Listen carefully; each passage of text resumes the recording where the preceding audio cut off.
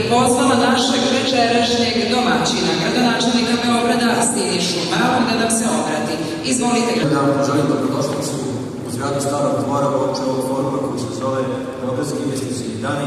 Evo drugu godinu za redom ovaj se forum održava u našem gradu i ovo je za nas sjajna prilika da pokažemo da je Beograd postao investiciona destinacija ovog dela Evrope.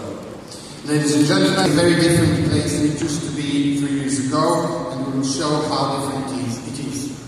Sutra ćemo pričati o projektima u oblasti javno-privatnog partnerstva, u velikim investicijama u oblasti infrastrukture koje grad Beograd radi, ali posebno mi je važno što na ovom forumu učestvuju i predstavnici drugih lokalnih samouprava i autonomne pokrajine Vojvodina, jer mi svi zajedno radimo na projektu stvaranja bolje i jače Srbije.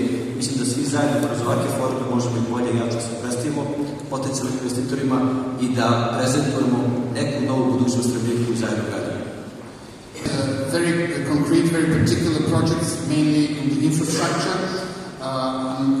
Želim vam 2 lepa i prijatna dana u Beogradu i nadam se da ćemo kao i prošle godine imati još veći broj konkretnih zaključenih ugovora nakon ovog foruma i upravo je to i cilj. Koja radi i posluje u okviru komorskog sistema Srbije i koja broji preko 115.000 članova. Želim također da pozdravim našeg gradonačelnika Anu i sve one koji su učestvovali u pripremanju ovog za nas izuzetno važnog događaja. Za našu poslovnu zajednicu je izuzetno važan događaj, pre svega imajući u vidu potrebu da radimo u kontinuitetu timeva stvaranja i saradnje. Posebno također želim da pozdravim dragi kolege iz ekonomske regije sliva reke Save. Ovo i naširoko znamo da smo tu da uradimo nešto konkretno. Beograd po drugi put na ovoj sjajnoj ideji iznosi svoje konkretne projekte.